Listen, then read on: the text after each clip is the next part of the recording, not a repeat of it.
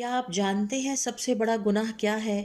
آپ صلی اللہ علیہ وسلم کا ارشاد ہے، اللہ کے ساتھ کسی کو شریک ٹھہرانا اور والدین کی نافرمانی، یعنی والدین کے ساتھ نیکی نہ کرنا جنت کے راستے میں رکاوٹ بن سکتا ہے۔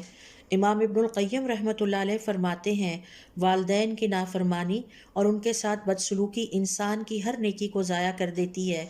امام شافعی رحمۃ اللہ علیہ کے بقول والدین کے ساتھ حسن سلوک سب سے بڑی عبادت ہے۔